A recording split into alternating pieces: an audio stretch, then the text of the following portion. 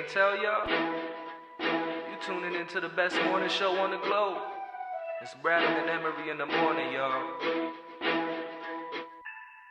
LeBron or Jordan, either one when I'm performing. Crossover, buzzer beater and I'm scoring. Bradham and Emery in the morning. Every play they on it. Every day I'm balling. Who's the coach? Who's the GOAT? Like Brady and Belichick, best show on the globe. And they embellish it. Y'all paying Ziffy. I'm Ken Griffey or maybe Mahomes. I stay in the zone, whether man to man or play in the zone. They can't stop me. Mayweather boxing, Curry with the shot, man. We just the best to be. Can we have our SP, please? This was meant to be. Every morning with Bradham and Emery. Yes, sir. You know the vibes. Welcome in. Bradham Emery in the morning. Marques Bradham, Justin Emery. Yo. What's going on, Marcus? How you doing today? I'm okay. I can't complain. I think the sun's going to come out today. We got a big game tonight. Big game tonight. I'm excited. I'm ready to do this thing. So I got some things to drop on you, okay? All right. Drop it. Drop away. So yesterday was a solemn day. So we really didn't discuss much as far as the anniversary of anything besides the passing of Kobe. Correct. However, it was actually the 95th anniversary of the introduction of the television. Wow. 95 years. Now, not the television, obviously, as you know it As we today. know it today, right. Like the invention of the television. Right. 95 years ago yesterday. Like, how loaded would you have to been to have a television 95 years ago? You know what's crazy? Almost any piece of technology in your house right now is probably more advanced than that TV. And like anything. I'm talking agreed. like if you got like a clap-on light bulb, like that's better than that TV. Right. But I bet you it was expensive back then. Oh yeah, I'm sure it was. Like $20. Then for today though. Yeah. Now, are you a car guy? I'm not really a car guy. Not really. Not really. Well, I mean, I like nice cars, but I don't know much about. Neither do I. My son is. My son's a more car person than I am right now. Like he'll break down things to me, and I'm like, I don't know what you're talking about. That's fair. Well, obviously though, the iconic car, 1965 today, Shelby Gt 350 Mustang. Debuts. A legendary. 1965. Now, it's so legendary. Even I know what that is. So that was today, 1965. It's interesting you brought that up because like.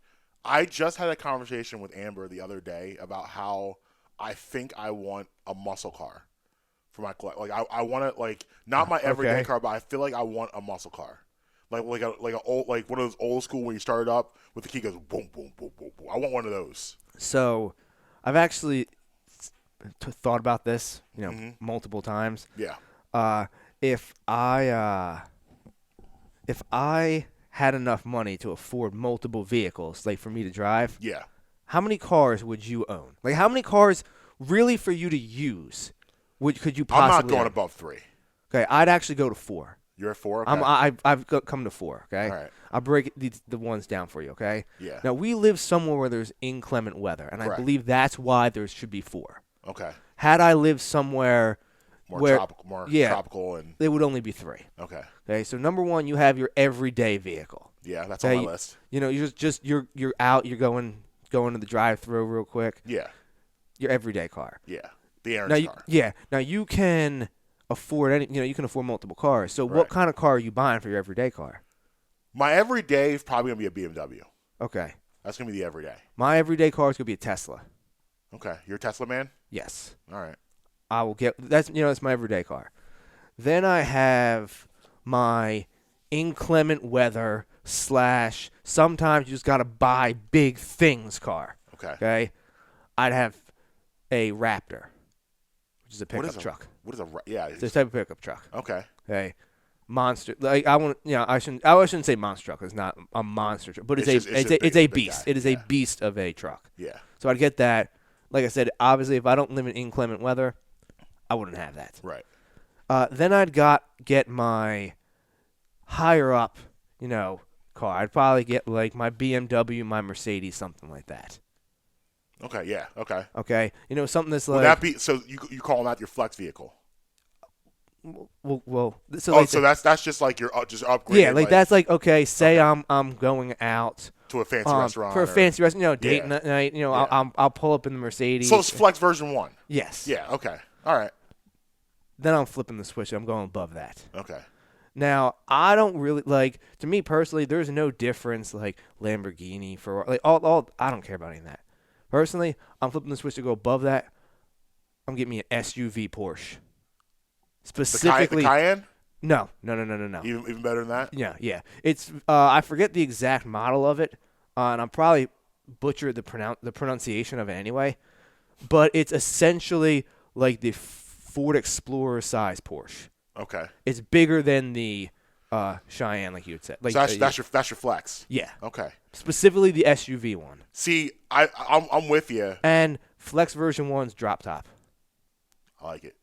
That's mandatory for that. See, the flex for me is gonna be either like a nice Maybach, or I mean I might go a little more sporty. I might go more to the Lambo Ferrari territory, but that's like special occasions. Well, you're like, not I'm you're not busting it driving out. through the streets of Philadelphia in a Lamborghini. Exactly. Because like the whole front end of it will end up in a pothole. Right. Yeah, right. That's something more special occasions. Like we're doing something big time. Like that's gonna be I'm having a storage unit and I'm like, yo guys, it's a Lambo night. And everyone's just gonna go crazy and start throwing things like, yeah, it's Lambo night. That's fair. Yeah, that's yeah. only special occasions. So I feel like anything more than 4 is just excessive. I agree. Like I don't understand the point of people have like because like 15 say cars. I one day I would like to get an RV and just cruise around an RV. Yeah. Recording shows, participating in certain events. Yeah, I like it. That are only available in certain states. Yeah. And then just traveling around doing that. Right. But I might need something to tow that. That's why you need. You got goals. You got visions. You know. You got goals and visions that I don't have. And yet. listen, if there's any kind of like RV companies out there, anything that are looking for a sponsorship, opportunity, I have something up my sleeve that might. Opportunity waits, but act fast because we're drying up over here. Oh yeah, we are drying up over here. That's a fact. So and then one other thing. Yeah. Today. Now, I'm not really a tennis person. Okay, I don't know if you are. I like tennis. 1996. Mm-hmm. I'm not familiar with her name, so if I butchered, I apologize. Monica Seles. Monica Seles, yeah. Yes. After she was stabbed. The stabbing. This is the first anniversary of her first Grand Slam win following that. Women's tennis is one of the few sports that I prefer over men's. I love women's tennis. But I like tennis. Period. I'll watch Wimbledon. I'll watch U.S. Open. It's interesting. It's an interesting game. It really is. And it's like Monica Seles is one of my favorites from that generation. Like Monica Seles, that's the Monica Seles, Steffi Graf. Who? That's that generation. Is this tennis or no now? This tennis or no? Yeah. So here's why I'm out on tennis. Okay. Okay. When I tried to learn how to play when I was younger, I could not, not smoke the ball over the fence. Because you were thinking baseball. You want to hit it hard and far. And so I'm just out on it. I mean, don't get me wrong. I understand tennis players. They're crazy athletes. Yeah, absolutely. Make no mistake about it. But I'm just out on the sport. Like Serena Williams is like a top 5 athlete of all time. Oh, I agree. It's absurd. But I'm out on the sport. I hear you. Like anybody that could pop a baby out and 9 months later go win a major tournament, bro. Props. Come on, bro. So because like I think we did some GOAT talk yesterday. Yeah. But I think Tiger Woods is one of the top athletes too. Yeah, and it's interesting you bring him up because you're seeing like what he's inspired. We talked about Kobe yesterday and how he inspired a generation. Like Tiger Woods is a golfer that inspired people who are athletes, could do anything to play golf, which is something that like people weren't doing before that. Usually, you saw people playing golf. They weren't the athletes. They were the guys that the everyday guys, and they just learned how to play golf as a skill. But Tiger Woods is the first guy you saw commit. Could have played maybe something else and done something else. He was in great shape. But in like the Rory McIlroys of the world and guys of that stature, they decide to play golf strictly based on the fact that they're athletes and that's what they want to do. Yeah. I mean, I agree with I co-sign. Yeah. Co-sign. So It's time for Carson. Wherefore art thou, Carson? Okay, now when you hit me up, Carson, wherefore art thou, Carson? so when you hit me up yesterday and said that we were going to do this, I purposely stopped looking at all news. You want to be fresh. I wanted you to anything I didn't know, I wanted you to break to me right now. So I intentionally stopped watching the news and everything regarding this once you hit me up about that. Well, so, I appreciate the fact that I'm your Carson source. It makes me feel good. Yes, so I'm sitting here quietly. So number one. Wait, hold. Is it an episode? Oh, it's an episode. Oh, okay. Fired up. Fired up. As we last left you on As the Birds Turn, the Eagles had found a new coach, Nick Sirianni. Who? Nick Sirianni. Oh. And now we focus on the quarterback. Because he's starting to talk a little bit. Chirp, chirp. Chirp, chirp, chirp, chirp. Sometimes little birdies just have something to say. Facts only. So Carson's contract has been a conversation topic for reasons why you can't trade him. Well, according to reports coming out of Carson's camp, they're willing to renegotiate the contract. Not to help the Eagles out with the cap, but to maybe open the door for a Carson trade. Now, from a source inside the camp of Carson Wentz, Mike Garafolo reported Carson feels a little bit very off. Very credible. Yes, a little bit off in his relationship with the entire organization.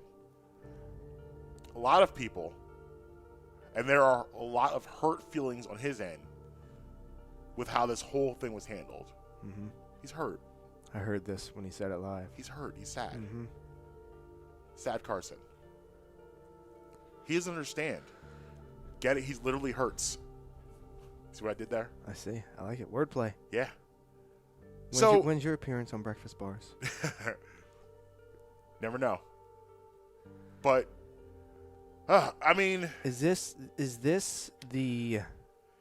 When did this is the out? I think this is direct outcome of small town person, small town school. Welcome to the big business of professional sports. Like, you can't allow this to hurt your feelings.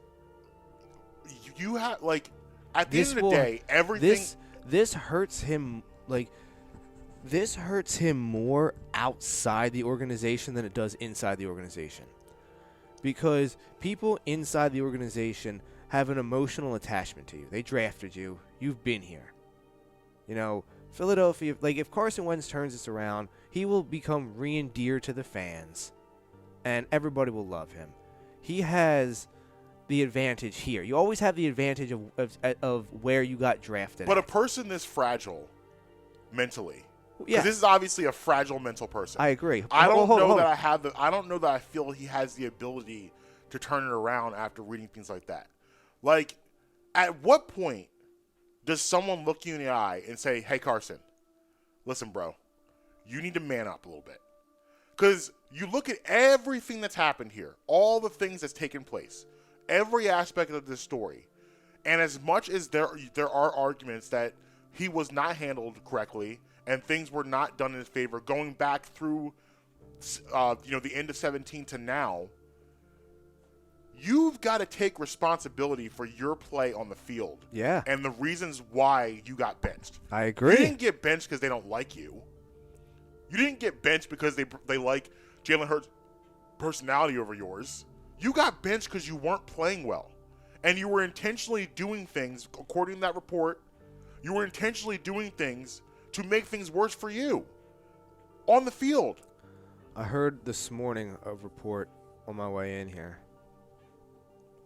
that he became particularly sour when Doug took away his influence over the game plan during the week. So it was basically they stripped him of some of his what's not the right word? What's his I'm sure all quarterbacks good quarterback. Quarterbacks have varying levels of input on the offense. Like Tom Brady, a lot. Yes. Aaron Rodgers, I'm sure, a decent amount. And then, Mahomes probably has has a little bit in there too. And then you have guys like Carson Wentz, I'm sure, pokes his head in the room and maybe throw out an idea, and they'll humor that idea and maybe even throw it in there. Now that they probably started saying, hey, out. Yeah, out. You can't even be a part of this anymore. And why would you that's not? what soured him with the coaching staff and his vote of no confidence in Doug Peterson. But if you're playing like ass, I mean, I don't want. Oh, no, I'm not I know. disagreeing with I'm you. just saying, if you're playing like ass, I don't want you in my room. Like, how are you? That's fair. How are you going to You just threw 3 picks in a game. Now you're gonna come in the room and tell me how to do my game plan? What kind of sense does that make? I don't want you in here. Get out. Get out. We'll tell you what's going on. Yeah. And I'm sure, Carson had a lot of freedom, I'm sure, after 2017. A lot of carte blanche, if you will. I like it. What word is it? What's that? Carte blanche. Carte blanche. I like it. He had a lot of free will to do what he wanted. Probably 18, he probably had a lot of free will to audible. Yeah. And I'm sure, as you get to the point where you're not making good decisions. What's the most infamous thing with Carson? Kill, kill, kill. There you go. Kill, kill, kill. Kill, kill, kill. He kills more plays than any. He audibles more at the line than I do in Madden. And I change almost every play. Because Peyton Manning, he has a reputation for being a major audible, but a lot of that stuff was smoke and mirrors. Yeah. He was just trying to move people around. A lot of that stuff was just I'm venturing to say most of the time he was running the actual offense, but he was just trying to confuse the defense. The thing is he could just remember what to do, and then he could just have such a large library of different things to throw at you off of that he was just he obviously wasn't the fastest, the most strongest, none of that. Right. But he was smarter than you. Yes. That's what it was. Peyton Manning was smarter than you. I've watched him move linebackers around just by just jargon. Just jargon, just nonsense. And moving linebackers, that's what he wanted he's to do. He's just screaming things out that don't have anything to do with anything. And your whole defense is realigned. I mean, let's be real about it. How many there's probably plenty of coaches throughout history and quarterbacks that didn't get along. Oh yeah. But on the field, we need to be a unit. And the fact that he's so mentally fragile, he doesn't understand that, to me is a significant problem. I agree. And the idea of at this point now, if you're an Eagles fan, do you even want him back? Do you want a part of this? I mean, I'm generally asking that question. Do you want Carson Wentz back at this point if you're an Eagles fan? Is that something you really desire? I mean, yeah, literally just because I'm not I hate if I lose $1, I'm annoyed. You know what I mean? Yeah. So as opposed to 35 M's. Yeah. So just based off of how much you spent on him and all that, you have to. Yeah. Just because I'm not letting my investment go somewhere else and flourish. So you're exhausting every possible avenue. And you're looking at this definitely from an organizational perspective, and I see that as yes, we want him, but I'm speaking as a fan. Just as a fan, someone who roots for the team. Is this the quarterback that you want representing the franchise with a person that thinks like this? Because this is worrisome of the mental makeup of this man and who he is as I'm questioning as a man these things with him. Right. This stuff is trouble.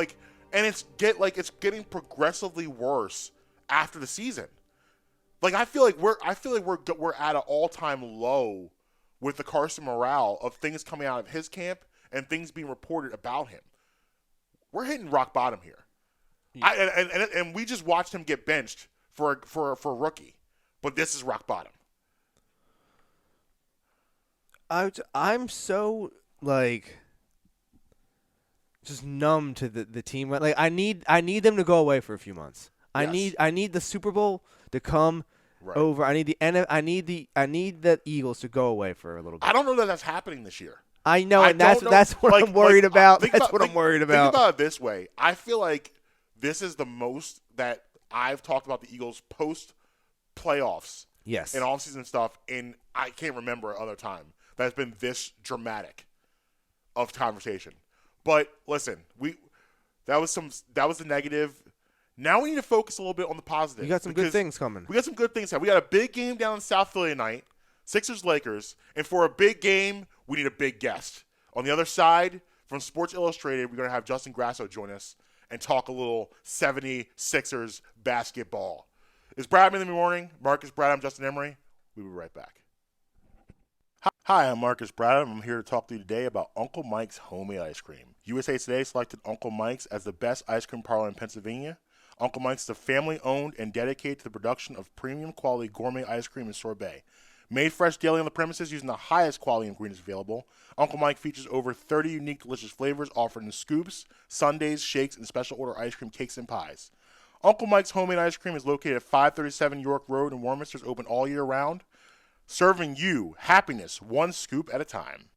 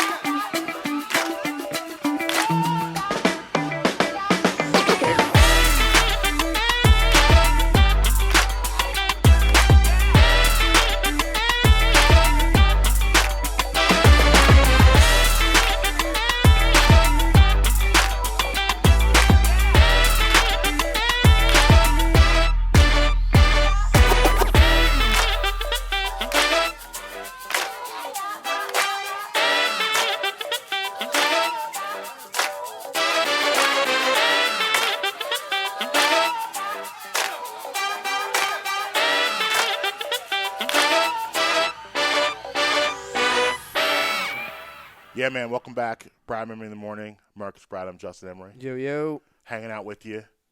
Talking a little sports, a little Carson. Yeah, man. Every time I say his name, it comes with Carson. Well, it's like, you know how like when you ask somebody something and you know they want to tell you bad news, but they always sigh before. They're like, yeah. Well, and then they try to tell you what you want to hear. Yeah. So, listen. That's kind of what it is whenever you mention him. That's enough. Yeah, that's enough of that. Like I said, I want to focus on the positive right now because we have a huge game coming in South Philadelphia tonight. Sixers-Lakers basketball. Two of the best teams in the NBA. That feels good to say, right? Oh, yeah. So like I said before the break, you got a big name, you get a big guest, right? Oh, yeah. So we got from Sports Illustrated Sixers beat writer Justin Grasso joins us. Hey, Justin, how are you? Hey, what's up, Marcus? How you doing? Doing well, man. Welcome to the program. So, first of all, I want to focus on Embiid for a second because he is having a special type year. You know, we've seen Embiid before be really, really good, but he has been consistently dominant this season. And I want to ask you, what do you attribute that to? What do you think is the biggest factor of his dominance so far this year? Well, I think his mindset plays a big part in it. I think last year he felt kind of lost at times. He felt like he had to take over games too much by himself, and I think the personnel around him didn't really help him out. Obviously, he admitted that not having JJ Reddick was a huge factor in his struggles last year, and I think he kind of just hit a point where mentally he just wasn't there. He was so focused on, all right, let's just get to the playoffs. And then by the time, they got to the playoffs, he kind of just lost momentum with himself. And he felt like he had to do it all. You send double teams at him and he kind of crumbles. He didn't have that guy like J.J. Reddick to pass it out to. So I think, the addition of Seth Curry is obviously huge. He said he wanted to grow that kind of relationship with him. And I think he just got better at just, relying on his teammates and not trying to do it all himself. But now he's able to kind of have that confidence to put the team on his back. And I think it's really helped him out this year. So you've kind of just changed the trajectory of this interview. You've mentioned J.J. Reddick twice in this first question. So I was going to ask this a little bit later, so I'm going to ask you right now. So J.J. Reddick, rumors out there that he may be on the trading block. He has been he was a huge piece here. I think we like you mentioned, we really missed him a lot last year. Not just on the court, I think off the court, his leadership with the young guys. I don't think he ever really wanted to leave here. Do you think it's a possibility at all the Sixers might make a move for him as a bench piece going down the stretch? I have a hard time believing that they will. I think it might be something they'll explore, but I think it's one of those cases where New Orleans might want too much for him. And for the Sixers, I don't know if that'll be worth it per se. I think if they make any moves, it's going to be, later on down the line at this point, since, they see how good their team can be when healthy. So I think they want to see what they can get out of guys like, Furkan or, Tyrese Maxey coming off the bench before they make any move for JJ Reddick. But I think I think they'll stick with trying to grow that relationship between Embiid and Seth Curry. Hey Justin, I wanted to talk about real quick Daryl Morey and Doc Rivers' influence on the team so far. Now, I was a big Brett Brown guy, but I had said that it was time that I think that the Sixers moved on from him. How did anybody expect the influence of Morey and Doc Rivers coming in to hit the team this quickly? I mean, there's a distinct, noticeable impact on the court. Did you guys expect, or did anybody expect to see that within the first 10 to 15 games? Or did everybody think it was going to be, halfway through the season, 3/4 of the way through the season going into the playoffs? Yeah, I think a quick change was sort of expected just because, you bring in someone like Doc Rivers who has experience. This isn't like when you hired Brett Brown the first time, that was his first job. So I think, hiring Doc Rivers was obviously a big move from the standpoint of, okay, he has championship experience and he also just has respect around the league. So I think he automatically won over his players when, he signed with the team. And then really the same goes for Daryl Morey. I think the previous front office, and I know a lot of people like to pile on Elton, but that was a huge group effort, and there were a lot of names behind the scenes that I think didn't really earn the respect of the players, and I think they kind of, the players got frustrated with the way the team was being built. So I think when you bring in two experienced, a GM and then a coach, I think it just completely changed everybody's mindset and really kind of got the team back on track. So I'm not, necessarily surprised that it's changed this quick, but I am a little shocked that it's clicking as quickly as it is. We're joined by Justin Grasso from Sports Illustrated, Sixers beat writer. So we talked about the resurgence of Joel Embiid and the reclamation project this season has been thus far. I want to talk about another resurgence, Tobias Harris. He's been playing excellent basketball. He was. A lot of people were down on him last year.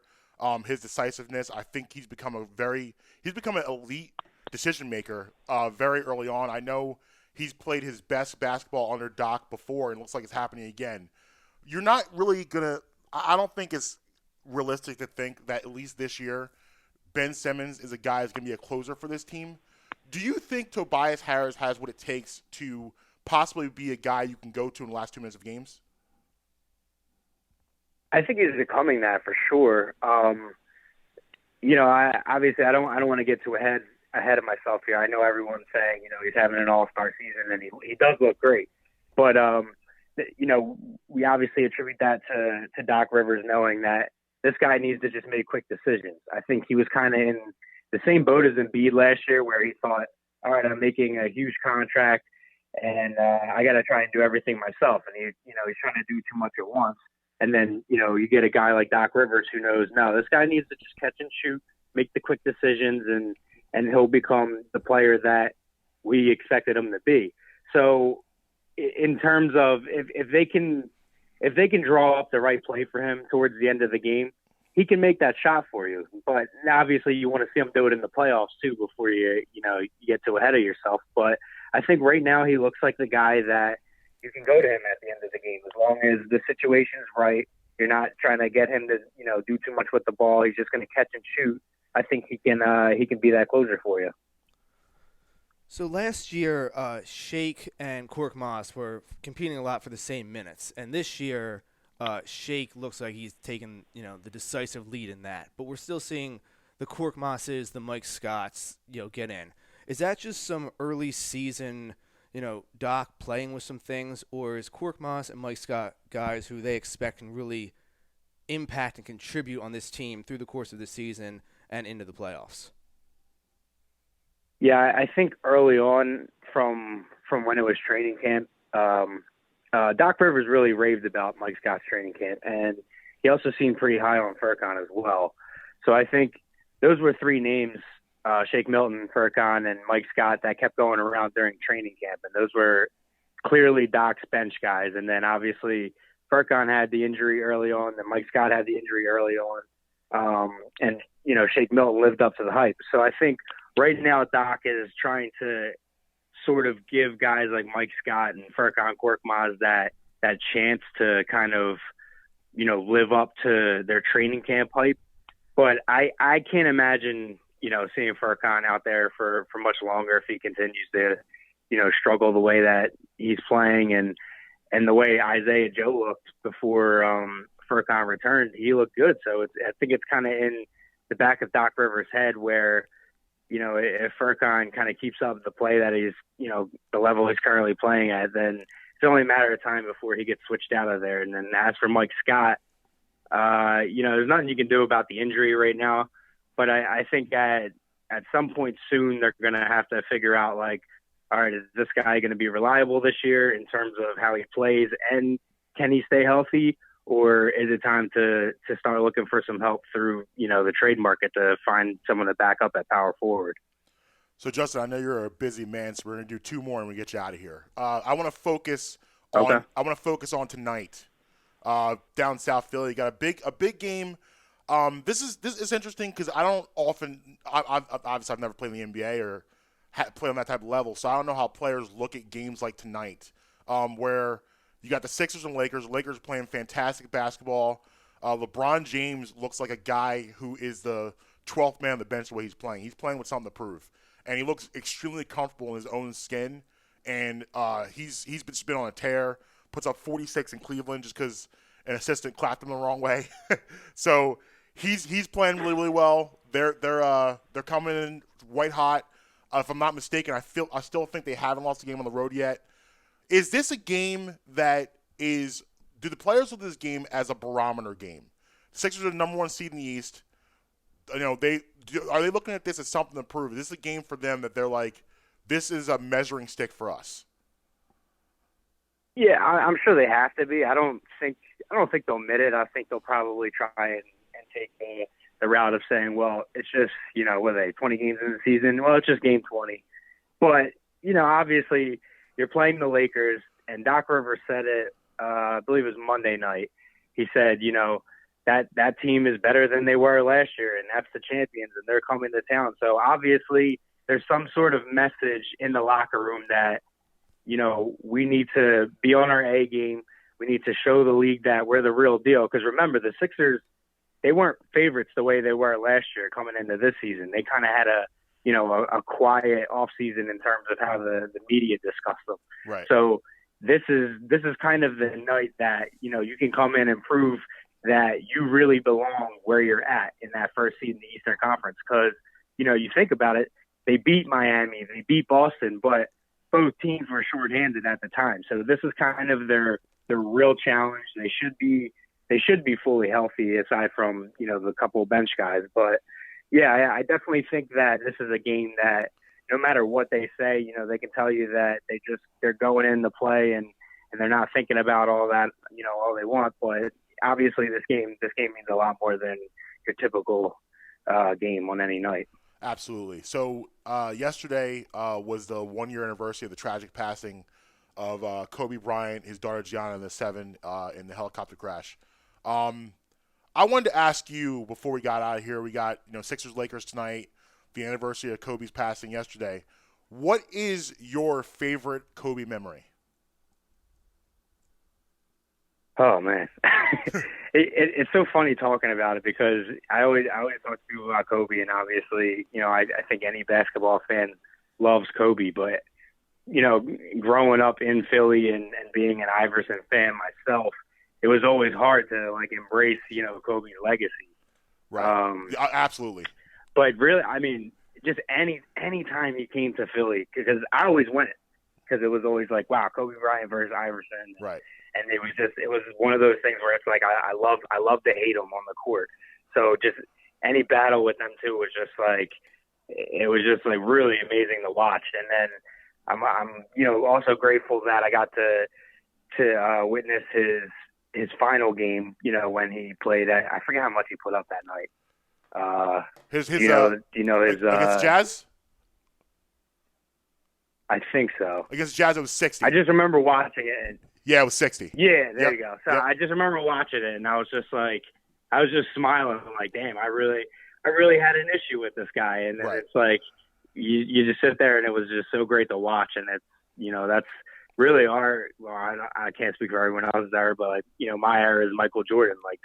You watch Kobe and you watch LeBron, those are the top two, that are really getting it done in the NBA. So yeah, that was tough last year.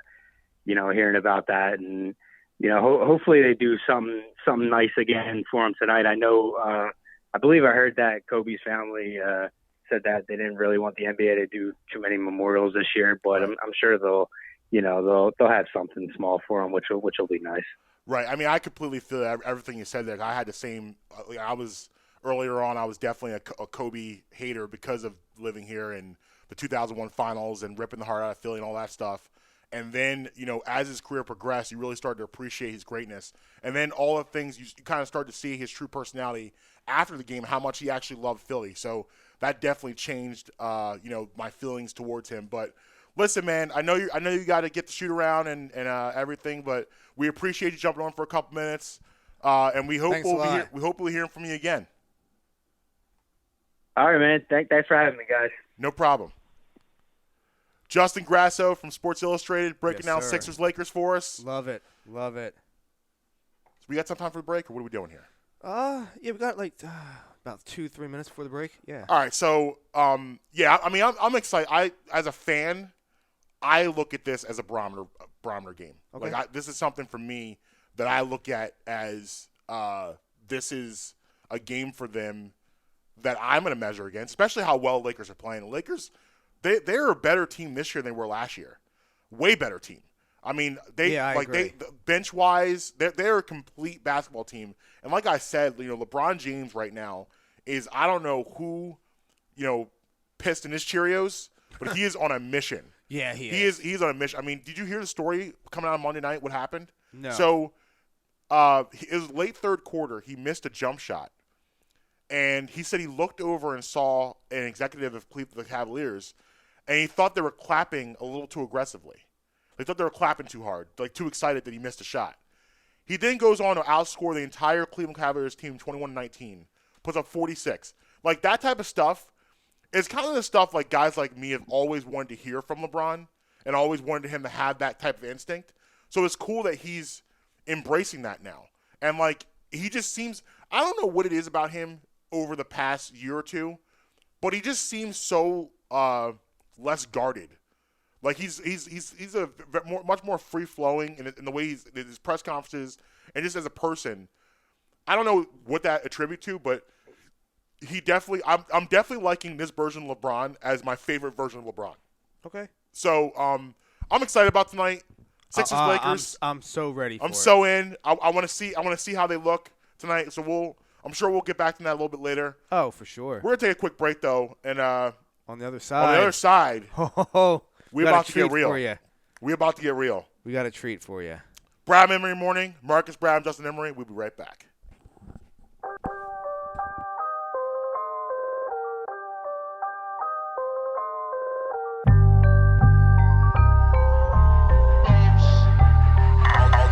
I'll do.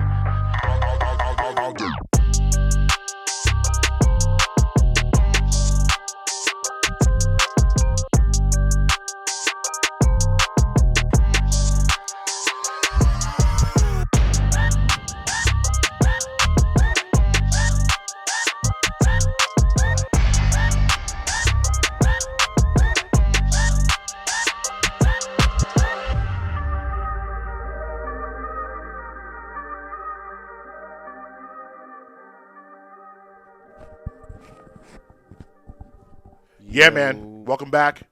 Brad Emery Morning, Marcus Brown, Justin Emery. Yes, sir. So, I want to talk a little bit about the Super Bowl halftime show. Okay. I'm not happy. It's interesting. Like, it's interesting. I must be missing something. It's an interesting thing. I love the artist, but here's my thing about the Super Bowl halftime show. First of all, I'm sure it's the wrong people picking the acts because they're picking people that they believe to be, oh, this person's popular. Let's have him do the show. But it's way deeper than that. You can't do a halftime show with a guy who's just a good artist. He has to be a great live performer. Give me Bruno Mars. Give me Beyonce. Give me a performer of that magnitude. Someone's gonna really make the show pop. I mean, it's the halftime show. You can get whoever you want. Right. And I think The Weeknd was a poor choice. The Weeknd, I like The Weeknd's music. Don't get me wrong. I think he's a great artist. I think he's super talented. However, The Weeknd is emo. He's emo. He is. He makes a lot of sad music. And, he comes from – and you look at Drake, to me, is emo. Drake is mostly emo. He does a lot of emo music. And, that's kind of like that vibe that they created in Toronto, that very broody, like, vibe of that type of music, which is fine. And I like both those artists. However, I don't think that The Weeknd makes sense as a halftime show. Like, for me, I need like, I want a halftime show. I want something celebratory. I don't want emo. I don't want emo Weeknd. That's fair. Like, how many slaps does The Weeknd have, really? Like, let's think about it. He has great songs, but slaps are different. It's a different category. I want to be up out of my seat for the halftime show. The Weeknd's not going to have me. I'm going to be, can you imagine sitting on your couch and having a couple beverages? The Weeknd comes on. I might be going to bed. It might be bedtime. So, I don't know, man. I just feel like that wasn't the move. And I think they need to do a better job of stop picking artists that they think are good at music and start doing a better job picking performers. Oh, gotcha. I haven't watched a halftime show in years, so it really doesn't matter. Where have you been? What were you doing? What do you do at halftime? I got other things to check. You got other things to hang out with? Yeah. Okay. You do your own halftime show? Yeah, I do my own halftime show. Other things I got to attend to at halftime. All right. Maybe gotta slide on to an app. Look at if see what's going on. See what's on the lines and everything like that. Of the market. Yeah. Okay. All right. Got other things to do. I don't. I mean, I'm a halftime show guy. I gotta be honest. It doesn't matter to me. I love the halftime show. Like I remember. I'm old enough to remember the first real halftime show of Michael Jackson, which is an incredible pace setter. And then I remember, the infamous Janet Justin incident that really banned hip hop for like 15 years, even though they're both not hip hop acts. Right. But like, I'm old. I remember all those moments, and Bruno Mars a couple years ago, how incredible he was. Beyonce, how incredible she was. I want that. Like, where's Rihanna? You couldn't get Rihanna? Where's Riri at? She probably doesn't want to get me Riri. Well, listen. Allegedly, before Jay-Z went into the NFL, she was basically told by him not to, do the show. So that's why she didn't do it before. She was offered it a couple years ago. I hope they offer her again because I think that would be the move. But listen, man. Yeah, we got a good guest on next. This segment is brought to you by No Cap because it's the realest segment ever. We are joined by Chad of the realest podcast ever. What's up, man? What's up, fellas? How we doing today? We doing all right. How's it going, Chad? I'm good, man. What you guys got going on up there this morning? So, we were just talking about the halftime show a little bit. I'm a little disappointed with who they chose. I don't think The Weeknd is someone that I would choose personally to do a halftime show based on the type of music he produces. I think The Weeknd's a talented artist, but he's emo. Yeah. He's emo. He's not someone that I think represents performance. I can't think of a Weeknd performance, that's anything that of note. I love his music, but you know how it is. Like, you look at artists like, I was talking about the Toronto movement of music when it comes to artists like Drake and Weeknd, and a lot of guys come out of there, they make a lot of emo style music, and like that doesn't translate great to the stage.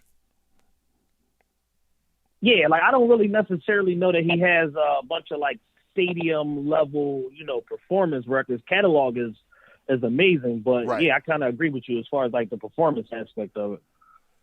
Like, I think when it comes to him, I actually give him more credit for his writing for other people than his actual music.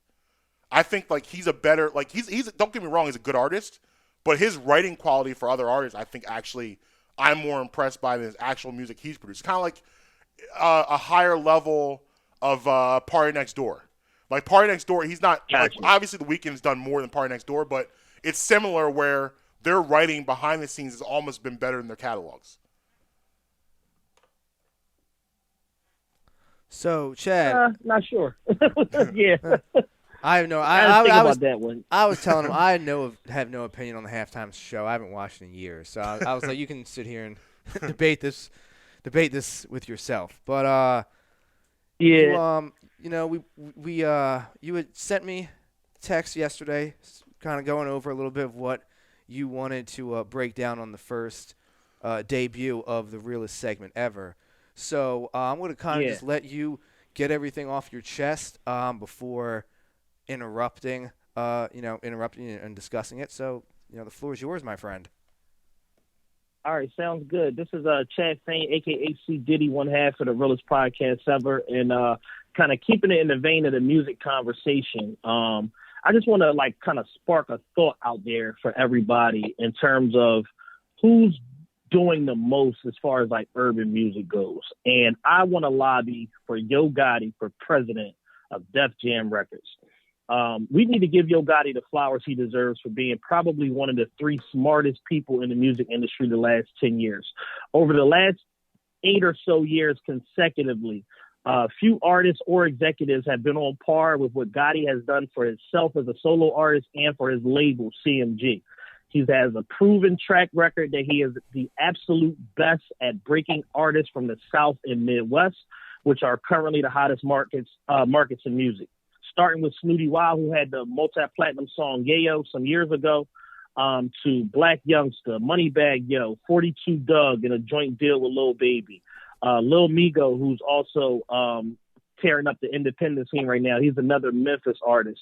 And the reason that I kind of like sparked this thought is because Gotti did something yesterday that he's done before, but he's never done it to this level and gone as viral for it. His newest signee is ESTG, who's from Louisville, Kentucky. He works very closely with Jack Harlow, and he's managed by one of the top executives at Interscope Records. Yesterday, Gotti signed him to a $750,000 deal, all cash, on Instagram, went viral. And I just want to applaud Gotti and give him his credit for leading by example in terms of incentivizing these artists that come from these urban environments, literally with money, and incentivizing them to be able to rise above their circumstances and take care of their people and begin on the track to becoming young millionaires because he believes in their talent. Far too many times we see, these little boutique labels that, get these artists, they give them basically sneaker money, send them back to the projects that they grew up in or back to their grandmother's house where they grew up in. And then ultimately they still got to deal with the same nonsense that they were dealing with before they had this record deal and all of this attention. They got to deal with that, plus the pressure of people believing that they got $1 million in the house, which, as we all know, most of these guys don't. So I just want to give Gotti the credit that he deserves for financially supporting these artists, giving them a platform. CMG over the last 8 years or so has positioned itself as like a regional rock nation of the South. They have arms in record deals, touring, publishing, digital, radio, merchandising, admin, and more. And I've seen his creativity in the different types of deals that he's able to do with people. It doesn't have to just be a traditional record deal. He did an admin deal with Moneybagg Yo. He's done management deals with other artists. He's done publishing deals with other artists, and showing his worth as a businessman, because literally everybody associated with his label is successful and doing well, even down to the other executives that they have. If this movement alone and all of the record sales, single sales, digital impression was done at a label like Def Jam over the last 8 years, there's no telling where that historic label would be, because you would have his stable of artists, not to mention all of the other artists that he would be able to reach out to and cultivate based on the fact of the resources that they have in a major label system. So I just look at it in terms of, when it comes to these artists and these young executives, far too often we wait until it's too late to give them their respect and their credit and to assess their talent. But when it comes to Yo Gotti, I think it's long overdue. He's been in the game 20 years as an artist, about 10 as an executive now. And his track record is strong enough to where he should be in consideration for running one of these major labels. Def Jam being probably the most prominent because they got nothing going on right now. They just fired Eminem's ex-manager, Paul Rosenberg. Right. And they're in need of a leadership change. And somebody that's young in the midst of what's going on and present could do a lot for that label. So that's my realest segment ever for the first week. Yo Gotti for Def Jam president. Yeah, so like you mentioned, I want to Def Jam shortly because like Def Jam, I'm 40, so I remember the prime of Def Jam, and Def Jam is when you talk about hip hop labels, Def Jam is top tier as the talent that's come out of there. had that resurgence in the 2000s, but it's been few and far between since then.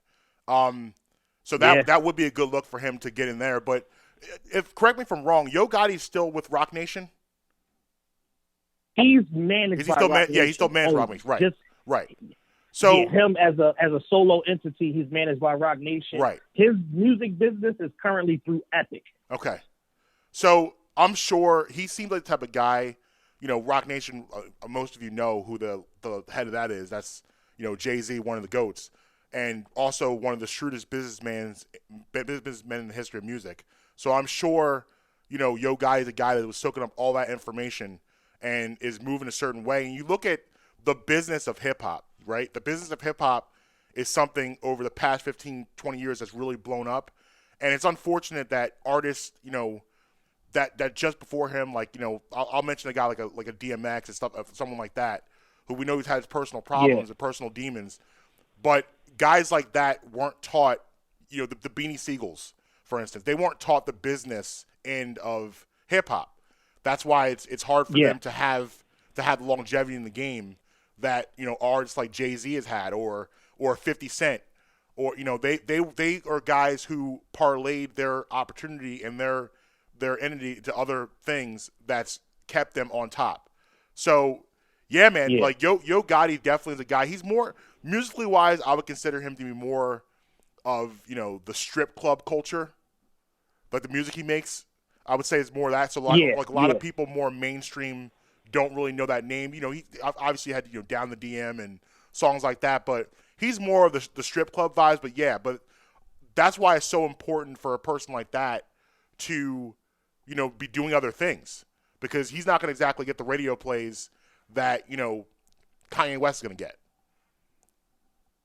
Absolutely. Yeah, I mean, I just look at it in terms of like just artists from the South in general. They kind of, because for a long time they had to do it a different way. They couldn't walk into a record label with a demo and get a deal. They had to teach themselves the business. And, they made mistakes along the way. But for the most part, you look at where hip hop is right now, the prominent labels are all, pretty much from the South, with the exception of Rock Nation. You got QC, you got CMG. When Baby and Wayne were doing their thing, they were going crazy with, YMCMB, Maybach Music. Like all of the prominent labels are from the South. So like, it's just something in that water down there that, those guys just, know that they got to come in the game with their business correct. They got to know everything, the answer to every question before it's asked. And, eventually that type of investment that you make in yourself will pay you off. And, guys like Yo Gotti are very successful as a result of it. It's interesting that you said that because, my opinion, the South has lapped the East Coast and the West Coast, because I believe the South was the first collection of artists to work together. Like New York to me has always been extremely divisive. You didn't have a lot of the collaboration, especially after like in 2000s and going forward. And Atlanta, and we'll call the South Atlanta, but obviously it's more than that. But they've always been a culture that worked together and had their artists jump on records. Like it wasn't weird to hear T.I. and Ross together, or T.I. and Wayne, and Outkast working with this, Andre working with this person. Like they've all worked together. Even the young generation, the Baby and Little Baby, and all the artists that they're all these artists that are coming up, they work together. They run in packs.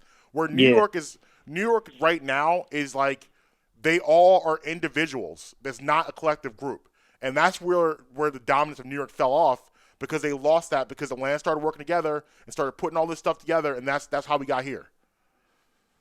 Yeah. I mean, shit, let's look at you just mentioned Lil Baby and the Baby. Like, that could never happen in New York where two guys got the same name. You know what I'm saying? Like, somebody would die. It's just certain things that, they just understand the power of togetherness. I borrow from your audience, you borrow from mine. We come together, make something a big deal. They fight, but they try to keep it concealed as much as possible. Majority of the stuff that, that hits the media is like a last, like that's the final straw, as opposed to, two guys from New York going at it, or two guys from Philly. Literally everybody knows about it. You know what I mean? Right. And it's just something to be said for the fact that, they work together, they stick together. And, the last 20 years has shown that if you do that, this is what you get. And that Atlanta energy has spread out to the entire South now. And, more times than not, it's that much easier for artists to break out of the South than probably any other region of the country. Facts only, man. Facts only. Listen, bro, I could do this all day. Like this is my my lane right here, man. This is food for me. But we gotta pay some bills. But like next week, some things I want to get to you about, ask questions. I want to talk to you about this versus game because there's a couple verses that's come on the radar that may be happening. I want to pick your brain about. So next Wednesday we'll get into that a little bit. All right, cool. Let's do it. But tell them where to find you. We are on social media everywhere at official TRPE. That's official spelled properly, TRPE. YouTube, the realest podcast ever, or TRPE. You can just search that. We pop right up. For contact, you can hit me via email at officialtrpe@gmail.com. My personal social media is plus.ceo on Instagram. And my partner, Matt, is at Matt Makes Me Sick. All right, Chad. Well, appreciate you hopping on for the realest segment ever, and we'll talk to you next week. Definitely. Make sure to. All right. Thanks a lot, guys. See you next week. Make sure to download the podcast every Monday. Realest podcast ever. Yeah, man. We're going to take a quick break. And when we come back, we're going to get into Deuce, Detroit, and Dan Campbell. Yeah, they're taking a lateral move. I said we're going to do it after the break. Look at you. You're already excited to downplay Deuce. Look at you. You're a downplay Deuce guy. You're DDD. DPD. Downplay Deuce. That's who you are. All right. Bradman in the morning. Downplaying everybody over here. Bradman in the morning. Marcus Bradman, Justin Emery. We'll be right back.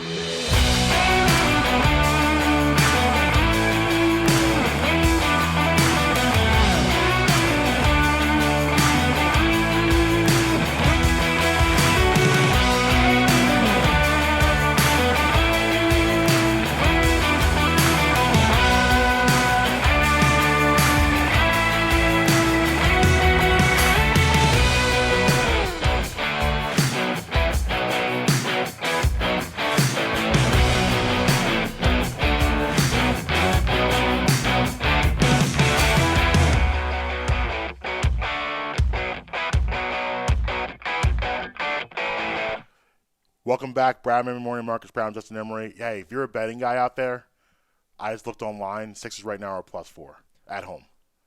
Sixers haven't lost at home except one time when they had 3 players. Gotcha. I would definitely get involved in that action. That's a money line for me. I'm going on hiatus till the Super Bowl. Okay. Because the NBA is I'm gonna be propping it up. me off. The NBA is pissing me off right now. It's tough. And it's tough with the it's league. making me not want to do it, and I don't want to lose my passion for it. Right. So I'm stepping away to the Super Bowl because I'm getting frustrated. I'm gonna be a major prop man in the Super Bowl. I'm doing all props. That's fair. Prop. I just like when you shoot 13 threes, mm-hmm. and I have you at +1.5. I feel like that should be a safe bet. Yeah. And it doesn't hit, I get annoyed. I would be too. Like, you go 1 for 13 from 3. Well, I told you, like, with me, it's always the favorites. Like, I am like 90% clip with dogs. I'm like, and I'm still bitter. I'm still bitter about the favorites.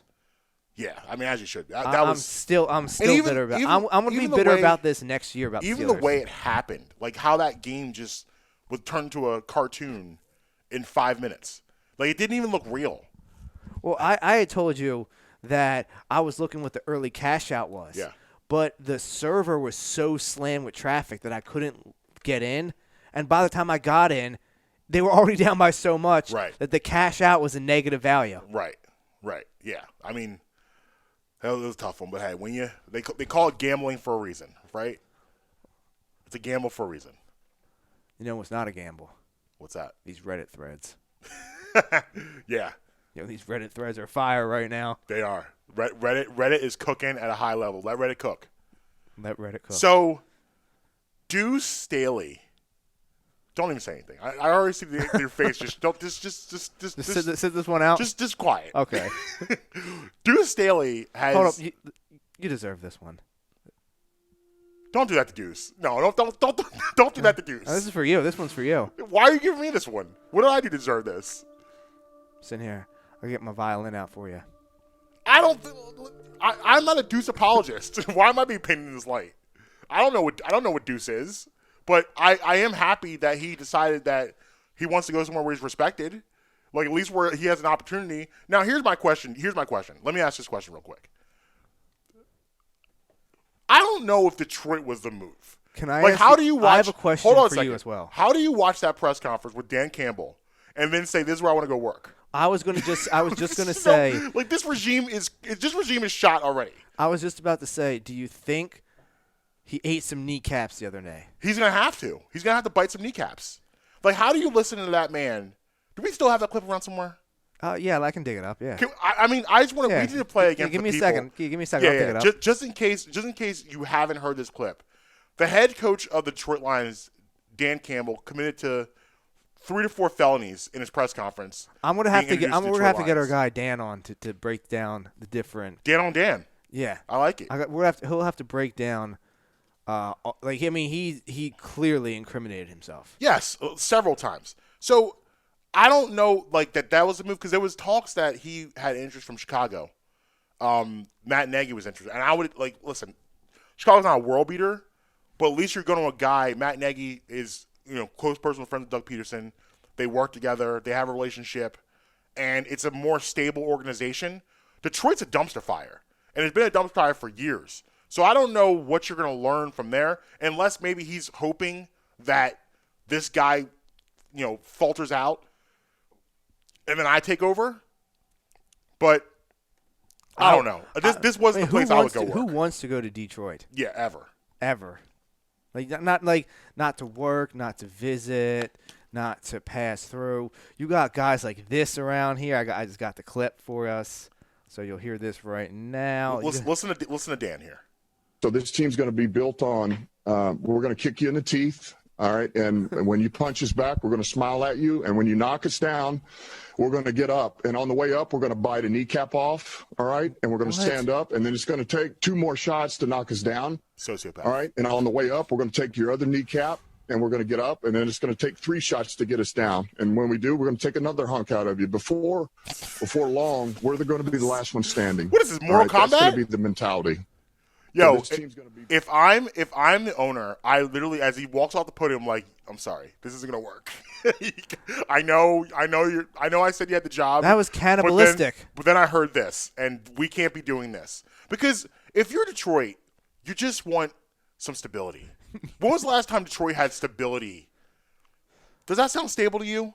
No. And I mean, he's not Crazy Eyes Gase there. Yeah. Like, Yeah. I mean, that guy was Yeah. crazy. Right. I mean, And guys like the thing that. is, I expected Gase with those eyes to say something like that. Like, if you Right. put those two press conferences together, Yeah. it makes sense. Right. But separately, it's a lot. it's a lot. And like I'm here for it, like, though. I mean, yeah, I want to watch. But like, guys like that. Guys like that burn out. You know who needs to be on? I mean, it won't be because it's his first year. Mm-hmm. I need this guy on Hard Knocks.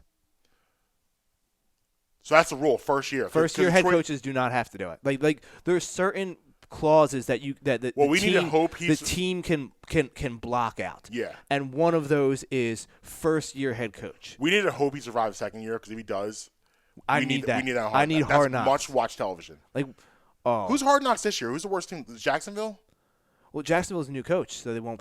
Yeah, that's right. They got Urban Meyer. The criteria is I believe you have to have missed the playoffs like 2 of the previous 3 years or something, Okay. like, and not have a new head coach. Like, there's certain criteria that they break it down. Cleveland be a good one. Well, they just did Cleveland like a year or 2 ago. Okay. You know, like they just did Cleveland. Within the last like they did Cleveland. I believe it was Baker's rookie year. Okay. I don't remember that season, but okay. Or All right. maybe his second year. Okay. But they did Cleveland recently. And they just did Raiders already. They just did the Raiders. They're running out of options. Well, what they do is, I mean, like, eventually they'll have to do a team. They got I want to see a successful team. Like Belichick's never gonna let this happen, right? He's not gonna do this. But I mean, he doesn't have a choice. It doesn't matter. like once it gets to the point where you miss over like, Well, like what it is, they have like different. I think there's like 3 or 4 different criteria, and right. After you use all of those as a filter, Yeah. there's only maybe like 4 to 6 teams at the end of the year that you qualify for. Right. And then they go, okay, which team do we think has the most interesting storylines? Okay. Are you telling me that an all access behind the scenes of the Patriots that'd be amazing. Everyone wants that. If they don't make the playoffs this year, I'll pull it up right now what the criteria is. Hold on. Okay. Well, I know like Belichick and Brady have done some pieces where you've gotten a little glimpse. Like they did. I remember the one in my head right now is Belichick and Brady in Bill's office, and they're talking about a game plan against. I think it might have been the Eagles. That's how far back it goes. This is not Super Bowl year, but this is the game plan. You have the criteria? I have the criteria right here. And this is so there's only 5 teams that are eligible. So these are the 5 teams. Let's pick the best team. That it comes for. So the criteria is, number 1, you must not have a first-year head coach. Okay. Number 2, you must not have been on the program for the last 10 years. Okay. And number 3, you must not have made the playoffs the last 2 years. So 2 years, no playoffs. Okay. No new head coach, not on the program in the last 10 years. So who qualifies? So we have, number 1, the New York Giants. Okay. Number 2, the Dallas Cowboys. It's going to be the Cowboys. We need to stop this right now. It's going to be the Cowboys. They're definitely going to do the Cowboys, and Jerry Jones is going to love this. He's probably been waiting to do this his whole life. Who are the other 3? The other 3 are the Denver Broncos. No one cares. No one. Now, here's one that another one no one care about. The Carolina Panthers. No one will care about that. No. Now, here's an intriguing one. I don't think it'll win. A dark horse. Yes. The Arizona Cardinals. Yeah, I mean, okay, dark horse, but they're not going to win. It's going to be the Cowboys. There's no way in the world. It's not right gonna be now, the Cowboys. the leader in the clubhouse is actually the New York Giants. Over Dallas? Is that right now the prime Really? candidate leader in the clubhouse is the Giants right now. That's surprising. It's not an announcement. I'm not here trying to break news. Yeah. But they're the leader right now. That's surprising to me. Yeah, I thought for sure the NFL would want the Cowboys front and center on this. Well, the thing is, like, the Cowboys do their own one every single year. So, I mean. Yeah. I guess you're right. Like Jerry Jones, they do it on, like, Cowboys.com or whatever. They do literally their own Hard Knocks every single year. Right. Yeah, I guess you're right. And the Giants would be interesting. I wouldn't watch it, but I don't really watch Hard Knocks anyway. Well, I watch it more. I like Hard Knocks more for like the underdog stories, like the guys who are trying to make the team. I like that stuff. I mean, I like you hear the Jarvis Landry rant. Mm-hmm. You've heard that one. Yeah. Then they did that. The Amazon did the behind the scenes for the Eagles. Yeah. It was not very well produced. No. And I will say that because how bad does something have to be that I will not watch my favorite team's championship run Yeah. on TV? Like, how bad of a production does it have to be that Right. I'm like, yeah, it's so bad I'm out. Right. But yeah, so they're the 5 teams. How about next year the Patriots would become eligible if they don't make playoffs. If they do not make the playoffs this year, and if they do not fire Bill Belichick. I mean, I don't know about the playoffs, but they're not going to fire Bill Belichick. Let me rephrase that. Retires. Yeah, he walks away. That also then takes them out. I think the parting with him and Brady has given him life, and he wants to prove to people that he can take a team that's not Tom Brady to the Super Bowl. Yo, what if Green Bay trades Aaron Rodgers there? Stop it. Stop. Rodgers not going anywhere. He's not going anywhere. I don't know what he was even talking about the other day. He came out yesterday. Like, what are you doing, Aaron? He came out yesterday and was like, "Yeah, I was frustrated. It's like I was mad." He's such a weirdo. He is. He's such a weird dude. So I was driving over the summer. I was in the car with my mom. We were driving. Yeah. And we were listening to somebody on the radio. Yeah. And this was right around when Aaron Rodgers really started to take off for the MVP discussion. Yeah. And she was, my mom likes Aaron Rodgers. She was like, oh, good for him, whatever, blah, blah, blah. I was like, yeah, actually, you know what it was? It was when he made those comments about how an okay year for him is an MVP year for everybody, a career year for everybody else. It was right when he made those comments. Mm-hmm. And I was like, yeah, here's the thing. He's a wild dude. She's like, what do you mean? And I was like, well, he hasn't talked to his parents in about 15 years. Yeah. I was like, his family hates him. I was like, there's a lot of rumors about him. And there's a lot of weird stuff about Aaron Rodgers. Yeah. And there was a guy that I interacted with in Vegas when I worked there. He was the GM of a establishment out there. Okay. And he had some very, very interesting stories about Aaron Rodgers that he had heard from people that I will not repeat on the airwaves.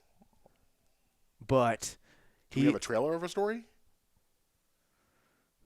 Give me some details that are not details. Okay, like what if he was engaged to Olivia Munn? Yeah. And if he was also engaged to someone else at the same time? Allegedly? Allegedly. What is he, from Utah? Are you kidding me? I mean, I don't these are things that I was told. I don't know these. I don't know Aaron Rodgers. Wow, but that's wild. I didn't know we were going there. This came from someone though who was in Julian Edelman's camp. Okay. I was this someone who another wild boy. Yeah, someone who knows Julian Edelman on a personal level told me face to face this story about Aaron, and other stories about some other guys, including some Julian Edelman stories. I'm sure there's a lot of Julian Edelman. Julian Edelman is a wild guy. Julian Edelman is the Pat Burrell of New England. Yeah. There are some stories about him running around Vegas, some post-Super Bowl, him and Gronk. I bet these stories will be legendary. They are. I'm sure. I'm sure while things were happening. But they are. I don't even know how we got to all that. But quickly on Deuce. Listen. Lateral move. You're absolutely right. Do I know that Deuce can be a great coach? We don't know. We have no idea. But I'm glad that Deuce decided that it made zero sense for him to be in this organization anymore. And if he wants to do and live his dreams and he thinks he's worth, the idea that he's going to be a coach, he needs to go somewhere else. So I'm glad he did that. Now, I don't know if Detroit was a place to go. I wouldn't personally pick Detroit. But listen, hopefully this is good for him in his career. There's one person in the entire world who's like, yo, I picked Detroit. Marshall. He's the only person. Yeah. He's like, yep, I picked Detroit. He's the only reason. I mean, think about it. What other reason are we respect Detroit? It's Eminem. Like, you think of Detroit, that's the first thing that comes to your mind.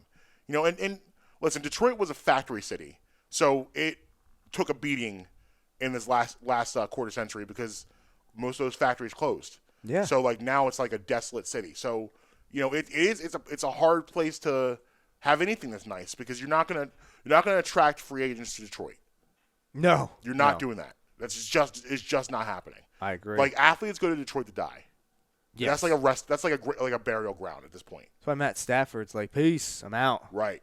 So which is intriguing. We haven't talked about that yet, but we'll get to it. I would like to. The thing is, his coach right now is kind of overshadowing that. Right. Notice how that came out after that, though. Yeah. Well, remember the Magic Johnson press conference where he announced he was leaving the Lakers in the management role or the ownership, whatever it was, and they were like, "I'm not gonna be here." Yeah. Yo, Twitty sent me this tweet where it was somebody was like, Stafford, are you ready to eat some kneecaps? And he was like, I'm not gonna be here. I'm not gonna be. Yeah, that's one of the greatest gifts of all time. I'm not gonna be here. I love that gift, but I mean, it's hilarious that literally after that press conference, next day, Matt Stafford's like, that's enough for me. This is my time, guys. But which is good. I mean, you've served your time. You've served your time too. It's time for us to see what you got. And there's some interesting, like I said, we'll get into another time, but interesting areas that he could go where he could be impacted right away, and we'll actually see what Matt Stafford really is. What if he ends up in New England? It's a possibility. New England, Indianapolis, Houston, which would be the worst case scenario. But the thing is, I can't imagine Detroit trades him in the conference.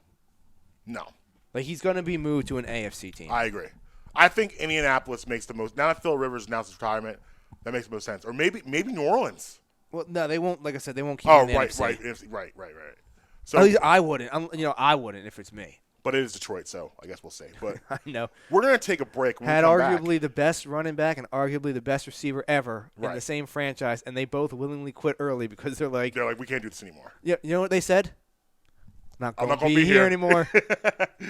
Yo, we're gonna take a break when we come back. The Phillies finally gets it done. I don't have to trade in my pinstripes. You don't have to trade in your pinstripes. We're gonna talk a little Phillies baseball, a little Kurt Schilling's Hall of Fame, and we need to get this bucket list conversation that we want to do. And I'm going to toss a question for some dog owners out there afterwards as well. All right, sounds good, man. Brad Emery in the morning, Marcus Brown, Justin Emery. We'll be right back.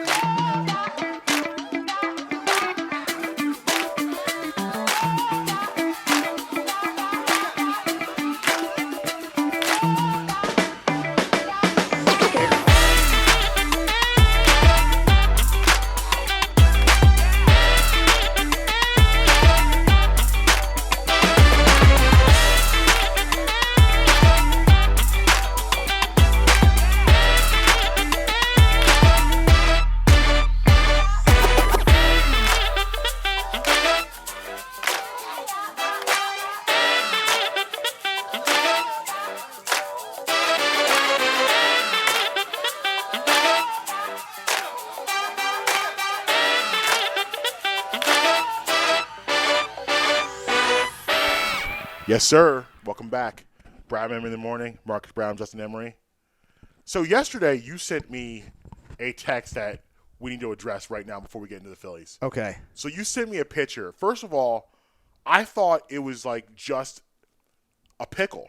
No. And I was like, I looked at it. I was like, oh yeah, this is a nice pickle. And you're like, oh no, sir. No, it was not. This is a pickle roll. It's a pickle roll. And then you zoomed into the picture. I was like, is that a sandwich made of a pickle? Yes, it was. What is that? It was a pickle roll, man. Let's talk about it. So I decided to go hit up this deli. Yeah. It's in the area. Mm-hmm.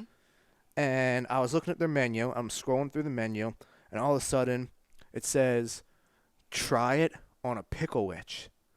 Well, you got my attention. Yeah. Okay. I need to know what a pickle witch is. Now We I need to talk understand about it. a lot of people out here are not big pickle. I am a pickle guy. I'm a pickle man. Okay. Now I'm not one of those weirdos that are sitting there just eating spear after spear after spear. No. But I mean, I love a good pickle. I love like good a pickle. nice hoagie with chips. Yeah. A little Oh, pickle on the side. absolutely. Or on your sandwich. I could throw pickles on burgers. Absolutely. I'm a pickle man. Absolutely. So I go, all right, let me investigate this pickle witch. Mm-hmm. So I get it, and what it is, man, this is a pickle that's like the size of my forearm, Okay. and they slice it down the middle long ways, Okay. hollow it out, and then here's the key of what it is. They pack both sides evenly. They make one half Okay. everything, Okay. the other half everything.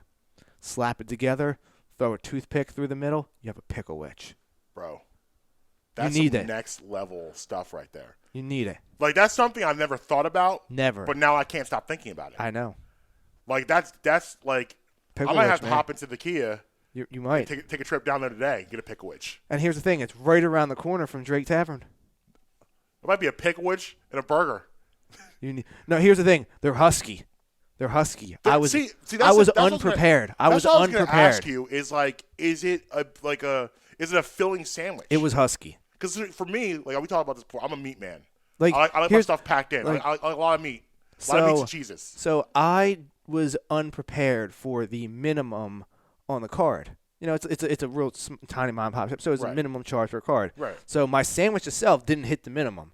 Okay. So I was like, all right, let me throw me in a bag of chips, whatever, just so I can hit whatever it is. So I can use my card. Right. I ate one half of the sandwich and the bag of chips in the first sitting. I could not eat the second half of the sandwich in the same sitting. Wow. Pickle witch So from the text line, from the text line. the Queen already said, "OMG, I need that!" 5 exclamation points. You do? Yes. You do? You do. Yes. That's really all I gotta say. It's. all I you mean, need. the picture. Like I said, the picture at first, I was like, "Oh, it looks like a nice sized deli pickle." Okay, yeah, I love deli pickles, the ones you get Right. from the big jar at the grocery store. I love those. So I was like, "Oh, cool." But I saw something kind of in there, but I was like, "Oh, maybe it's like a seasoning or sauce." Yeah. But No. then you're like, "No." Zoom in. And I zoomed in. I was like, "Oh my goodness, It's a sandwich. this is amazing." I'm actually gonna send it to her right now so you can actually see the visual. Yeah. But You need it. yeah, we're You need- definitely you gonna need make you that need happen. the pickle witch. I was thoroughly impressed. I almost want to go there and get another one today. So what are the options on the pickle? Which is it just No, it's any sandwich that they normally have. Just instead of on a hoagie roll, they put it on a pickle. So you can get any sandwich you want. Like I went with the Cajun turkey. That's like Cajun turkey? yeah, man. Bruh. It was it was it Bruh. had Cajun turkey, Yeah. pepper jack cheese, Whoa. staple. This show is built around the pepper jack cheese. And the pickle balances out the spices. Ready? It also has roasted red peppers, Look at you. lettuce, tomato, onion, and some. It fit all that on there? All of it was on the pickle witch. How big are these pickle? I told you the size of my forearm. Like Bro, where are they getting their pickles from? pickle forearm Yeah. sized pickles. How is that possible? I don't know, but it was a thing, and I ate it yesterday, and it was delicious. Yo, I'm in. You had me at pickle. I mean, like, look at how I'm showing Marcus the picture right now. Like, look at how wide Yeah. it is. It's literally if you look at it, it's like a hoagie roll that's a pickle. It is. I mean, you could assault someone with that pickle. Yo. Yeah. I think I know where I'm going after the show. You need to Yeah, I'm gonna need to. abandon the children. I'm out. call ahead of time, so it's done. Oh, Amber's off today, babe. Pickle witch. Pickle witch. Pickle witch. Make it happen. Pickle witch. Pickle witch. I'm in. Yeah, all you got to do is, call ahead of time. Yeah. Pull right. They got parking literally right out front. Yeah. And they're doing it through their window. Like they don't want people coming in the store, so they're doing it like through the order window. Right. I literally rolled my window down. Boom. No, that was that. I'm out. I like it. So speaking of things I like, we have a catcher again. Oh. We have a catcher again. It was getting a little hairy. We didn't know if it was going to get done. It looked. Was touch and there go. was a point in time where it looked grim. It looked grim, and then things started to pick up a couple weeks ago. We was like, okay, this feels good. The big thing was when the Mets and the Braves slid in the DMs. Yeah. Well, no. Well, like the Mets went with down a different route with the catcher. Right. The Braves slid in. The Braves were like, hey, we have money too. But we don't have to worry about that because Nope. JT Realmuto yesterday, 5 years, 115.5 M's. So here's the thing. So he wanted 200. I believe 6 years, $200 million. Yeah. Was what he wanted at the end of the year. Even though he didn't get that, he still set the record for a catcher. Yes. So I mean, he achieved the goal he set out to do, even though it might not have been the number he wanted. He's still it's the highest paid catcher. Right. And he's about to. And he deserves it. Yeah, and he's about to be 30. Yeah. He turns 30, I believe, March 18th. I believe is his birthday. Season. Yep. Yeah. I mean, obviously, it goes without saying this needed to happen, not just for the team being successful, for the morale of the fan base. Like you could because the panic starting to set in. The Phillies somehow, and they're only helped by the complete ineptitude right now of the Philadelphia football team. But the Phillies, after whatever that was that John Middleton did on Zoom, was a PR disaster. I mean, I agree. How do billionaires, and I don't mean just a billion, like people that are multi-billionaires, come out and say such dumb things in public? Right. And you look at the past two seasons with the Phillies. Like I said it before. These are two years in a row, you had a path to the playoffs, and you choked and blew it. We don't. Right. Remember, if we don't, we don't. Right. The thing is, I've said it before, the only thing about the ownerships in this city, the only thing that is worse than when they don't talk is when they do talk. Correct. Yeah. And how is that possible? Last year, this is a team that about a week and a half before the season ended, they were sitting at like a 6 seed in the playoffs, a 5 or 6 seed, and they ended up. Yeah. It may even be a little higher than that. They ended up being out of the playoffs by season's end. A lot of it had to do with the pitching woes. Especially the bullpen, how bad that's been. You're hoping you're getting. I think you get Dominguez back this year. You sign Archie Bradley, which hopefully will help. You're probably going to lose Didi though. Yeah, there was talks about them bringing him back, wanting to bring him back a couple weeks ago, but now it's we don't know. But nobody knows. I feel like. And we're going to obviously we'll ramp up the Phillies talk as we get closer to the season. But just looking at this now you have JT in the fold. This, to me, offensively still comes down to one person. That's Reese Hoskins. Yeah. Reese Hoskins is the key to all of this. If you could get something close to Reese Hoskins a couple years ago, this is a playoff team, in my opinion. But if you get the Reese that you've gotten down the stretch last year, most of the year last year, down the stretch the year before, it's not going to work because you got to have the protection of Bryce Harper and Realmuto. Yeah. And Reese is now becoming a guy that teams are becoming comfortable pitching to. The book is out on him, and baseball is to me the biggest game of adjustments. You gotta learn how to adjust, and Reese has yet to adjust. When you first come out, especially the way Reese did on a historic portion. Pitchers are going to adjust to you. They're going to figure you out. And then you've got to readjust. And we have not seen that readjustment yet from him. Yeah, I mean, he did an interview on MLB TV maybe like 2 weeks ago, and said he's recovering from his off-season surgeries. Rehab's going well. He's getting all of his strength back. He feels great. All that, blah blah blah. Two things about that. Number one, what's he supposed to say? Right. Oh no, I can't hit the ball anymore. Right. My shoulder's still bothering me. I think Right. they need to go clean. What is he supposed to say? Right. But I mean, I'm hopeful and I'm optimistic. Well, Reese at his strength was a home run hitter that didn't chase. He was a guy that stayed disciplined. The thing is, he stayed he's down a the guy middle. who is a above average player, who is not. He's not a star player. He is not a superstar player, but he is an above average player who they want superstar things from, and he is pressing to try to achieve those super. Like if you just let, what do they say about Russell Wilson? Let Russ just let Russ do what he don't get in his let him. That's what they need to do with Reese Hoskins. Just let him do him. Don't have. Here's what I need from Reese. Like he's. You know what it is? I think that he might be trying to chase the previous first baseman. Yeah, you're not going to do that. And he's not going to do that. You're not going to catch that. And I think that might be what he's like, well, that's what they had when they went to these titles. Right. That's what they won. That's what they need from me. 06, 07, 08, 09, Ryan Howard is undefeated. I mean, I'd say even 10, 10, 11 was very productive. Basically up until he blew his leg out. Right, but 06, 07, 08, 09, those numbers are just different. Yeah.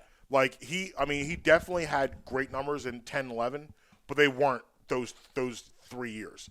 Now, here, let me tell you, let me ask you if this is fair with Reese. These are numbers I like to see from Reese. Between 268 and 273, between 25 and 28 home runs, between 85 and 95 RBIs. Do you think that's fair? I think those numbers are okay for Reese. I actually think you're underselling it a little bit.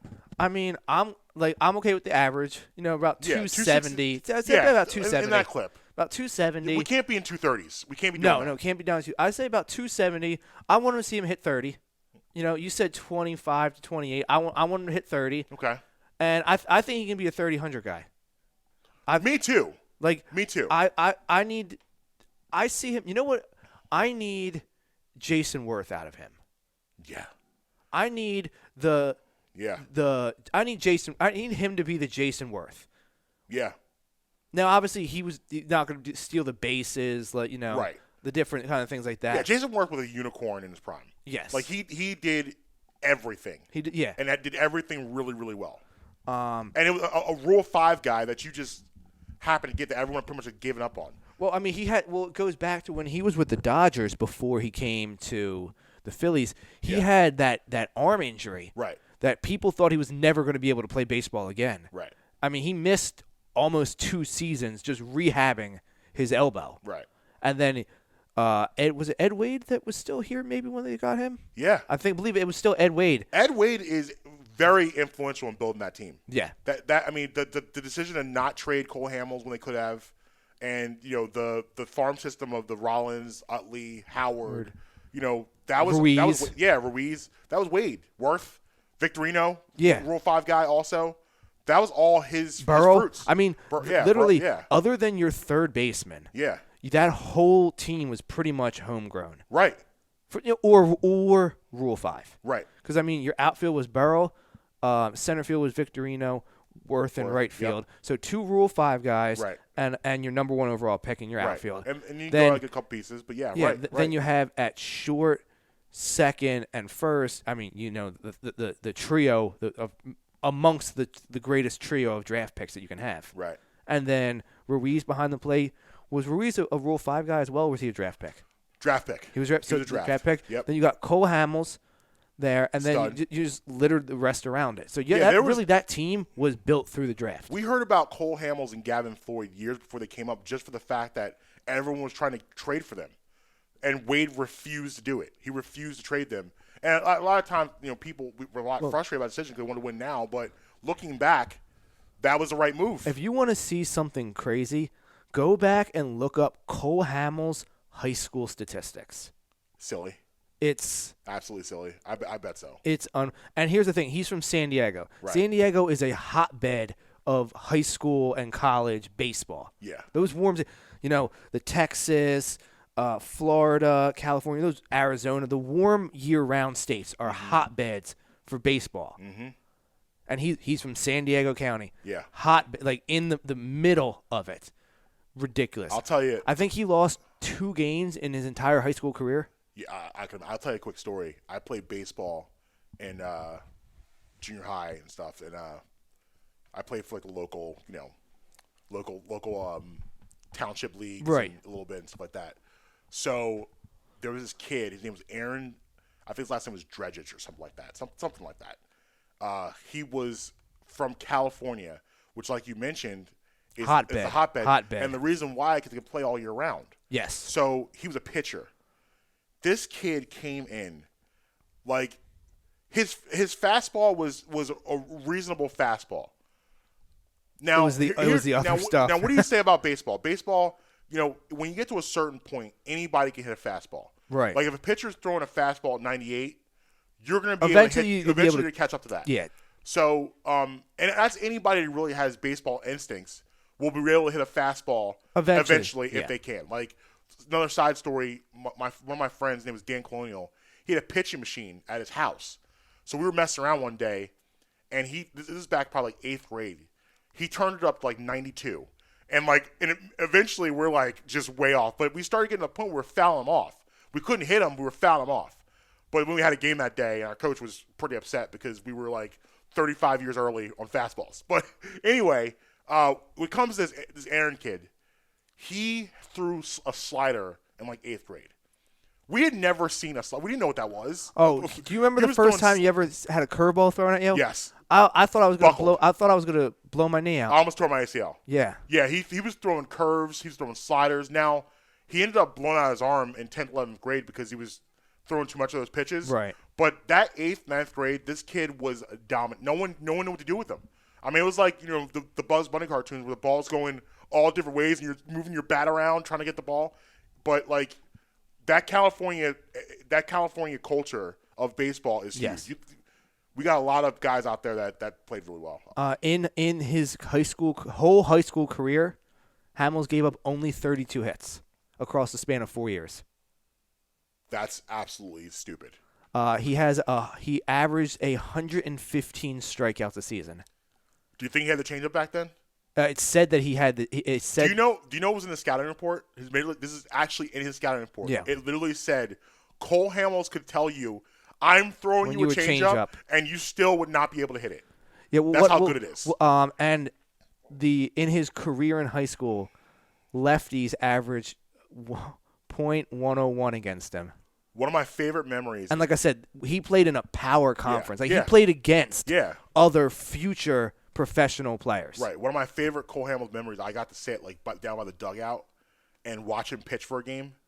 Oh my gosh. It was like the thing I loved about Cole Hamels, how easy his arm action was. It looked like the his ball mechanics was exploding. That's what made the changeup so great. His mechanics were absolutely flawless. Yeah, that's what made the changeup so great is the fact that what we talked about with Carson, how he needs a drill sergeant coach. Yeah. Apparently, Cole Hamels' high school coach was a drill sergeant coach. Yeah. And I mean, he has near flawless mechanics. Yeah, and when he developed that cutter, it was over. And that's another reason why when do you really hear about him getting hurt? Never. He's Mr. Dependable. He doesn't really get hurt. I mean, he's not the same dominant guy he was. No, but he's 5-6 years now. ago, right? But he still is a respectable starter. Absolutely. In the league. But you know who's no longer respectable about the MLB? Curt Schilling. Yeah, man. Let's get into that real quick. We got a few minutes for the break. So yeah, I'm glad you brought this up. Let's wrap up the baseball talk. I almost forgot about this. So Curt Schilling once again was excluded from the Hall of Fame. And this opens up a conversation that we need to kind of figure out, especially baseball. Because baseball seems to be – it's so weird with baseball. Baseball is extremely unethical, but they're the most ethical when it comes to putting people in their Hall of Fame. Yeah. Which doesn't make any sense. And, the Barry Bonds of the world, the Roger Clemens, the Mark McGuire's, the people of that stature still are not in based on things that baseball kind of low-key encouraged during their careers. Like, let's be honest, the baseball was the Wild Wild West back then. Like, they you can't sit here and tell me that they didn't know these guys were on steroids. Look at them. They did know. Like, Barry Bonds' head grows and gains 35 pounds in one season, Coconut Barry, and now all of a sudden you have no idea he's on steroids. It's ridiculous. You knew these guys. Roger Clemens is 44 years old, throwing 95. Like, come on, bro. You guys knew these guys were on steroids. You knew what was happening. You needed ratings. So you used them for the ratings, and now you're trying to act like you had nothing to do with that. Curt Schilling has been a royal scumbag forever.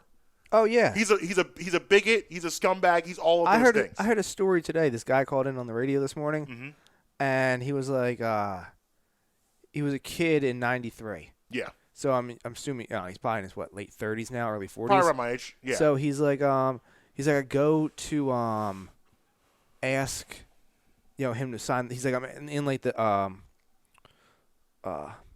forget what the term is, like the tunnel that goes into like the clubhouse. Yeah, tunnel. Tunnel's good. Yeah. Tunnel. So he's there. It's like because back in the vet, I mean, you could. It was kind of like you could stick it anywhere. You could get it. You could move around anywhere in the vet. Yeah, absolutely. And it wasn't even hard. No, it wasn't even hard to do. Not difficult at all. So he's like, after the game, sign my ball. Right. Schilling literally just like knocks it out of his hand and keeps walking. Nice. Schilling's wife sees it. Shonda grabs him by the collar and basically is like, "Go sign that kid's ball." And he's like, I was like 7 or 8 years old at the time. He's like, I was so stunned. He's like, by the time he turned around and give me his autograph, I didn't even want it anymore. Right. Yeah. Because they always say don't meet your heroes because you can run into things like this could happen. But like, listen, Curt Schilling has been a terrible person for a very long time. However, is it right to exclude people from their attributes on the field because they're a bad person? Is that what we're doing? Well, it specifically says in the Major League Baseball Hall of Fame voters manual that they are to include personal, character, integrity, all that. It says specifically in baseball, it says that, yes, you have to account for that. I feel like I would be okay with this if this was the NBA or if this was NHL or if this was not even the NFL. NFL can't do this either. I'll say NBA, NHL, possibly. Well, actually, NHL probably can't do this either because there's a lot of terrible people in the NHL also. Probably just the NBA.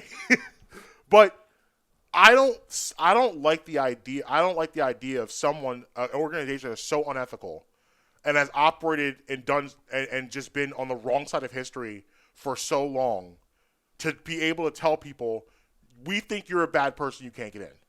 Because they have operated on the wrong side of history forever. Forever. Baseball has constantly done things that are wrong and terrible.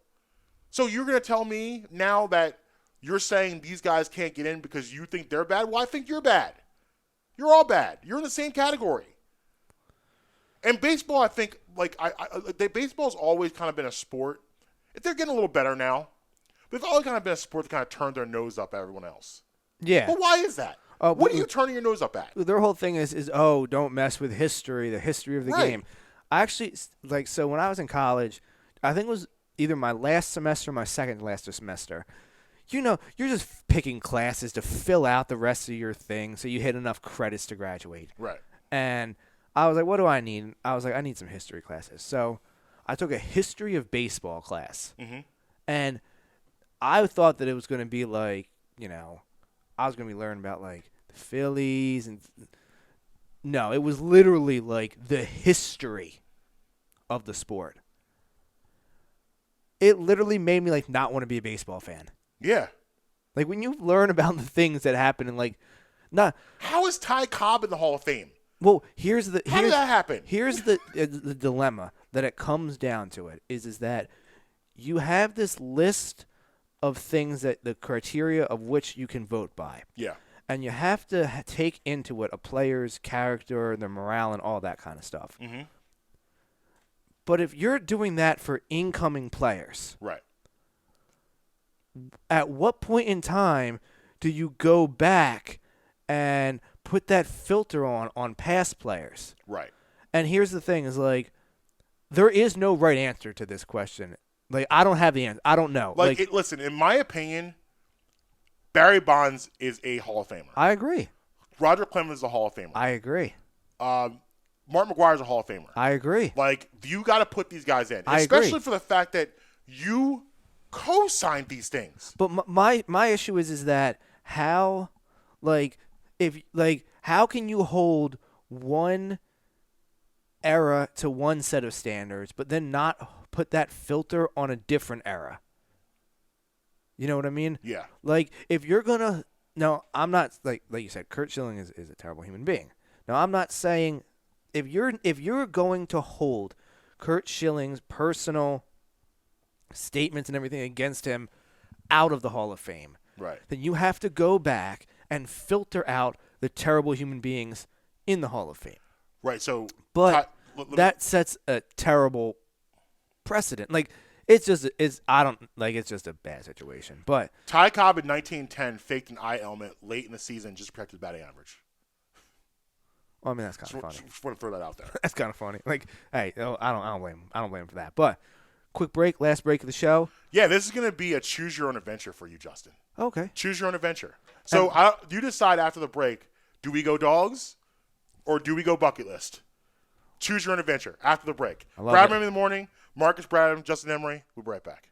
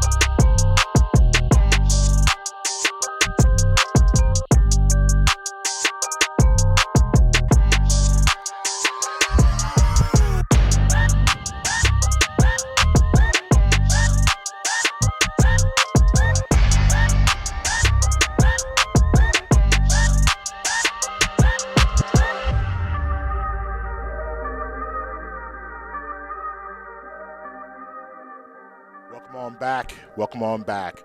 Bradman in the morning, Marcus Bradham, Justin Emery. You. So last segment is choose your own adventure. Where we going? We going it. dogs? We going bucket list? What we doing? Oh man, we don't have enough time to do bucket list, so we're gonna go dogs. Okay. Now I want to pose this question to everybody out there. Hey, say you're walking your dog, okay? Mm-hmm. Or say you don't have a dog, you're the homeowner, okay? And this situation, I want it from whatever your vantage point would be. Okay. Okay, I'm walking my dog, Mm-hmm. and I have the bag, okay? Okay. It's tied up and everything, but it's good to go, sealed up, tied. Right. And your trash can is out at the curb on trash day. Yeah.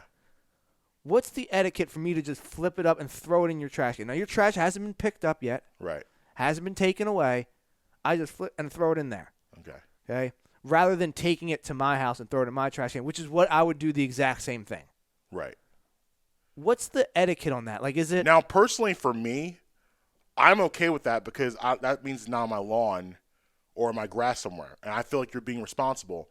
Now, I would just hope that the trash people do the right thing and it ends up in there and doesn't end up back in my trash can. That'll be a problem. I'll be upset about that. But the premise of it, and it's weird you bring this up because people are weird about their trash cans. Yeah. I remember there's been times I've been walking and like I opened up a trash can to throw something random in there, like something I had in my hand, and you look at the stink eye. Oh yeah. People don't like it, but if you think about it, bro, it's just trash. Well, I'm throwing trash away in a trash can. Well, I think the legal standing is if you throw something out in the trash can, legally, someone can go take it. Like you've expelled it from your home. Right. So number one, leave me alone. Secondly, right. And I don't mean just I'm talking. Oh man, I'm a good 15 minutes from my house. I don't feel like walking with this bag for 15 minutes. You know what I mean? Yeah. That's what I'm not. Oh, I'm around the corner. I'll just throw it out when I get home. Right. I'm talking. Extended. What's the?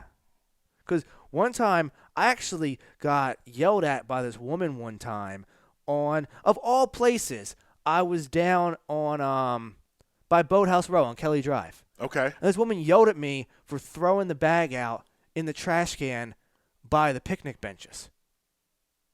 What? And I was just like, where was it supposed to go? She wanted me to find a trash can that was away from. She was like, go to a different trash can somewhere else, not by the picnic benches.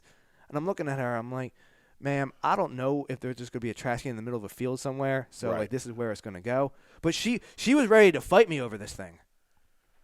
I mean, yeah. I mean, I guess now thinking about it, I could see how, she's looking out for the constituents in the area. She was the only one there, and there was no one else, and she was on a bike.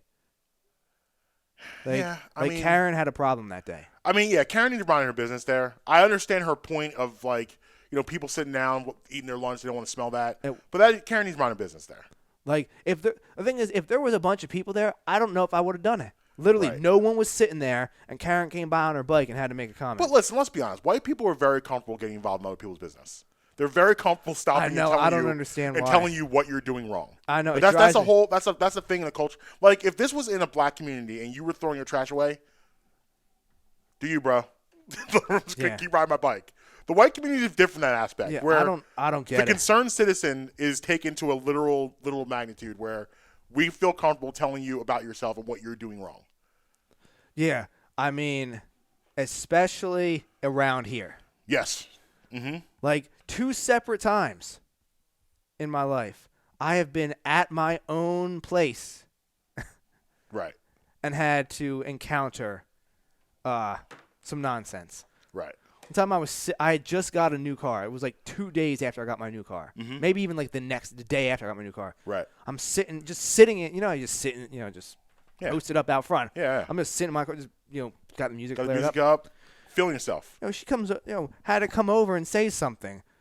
And I was just like, what kind of car is it? So I wanted to be like, you not recognize me? I've lived across the street from you for the last 20 years. Right. But just mind your own business. Just go away. We don't need to talk. That brings is that okay? I don't want to go. My thing is that I'm going to throw it in your trash can. Yeah. Keep walking. Right. And then 2 or 3 blocks later, a car's going to pull up next to me, and you're going to be sitting there screaming at me, and I'm going to have to let my dog kill you. So that's what I'm worried listen, about. Listen, here's what I'll tell you.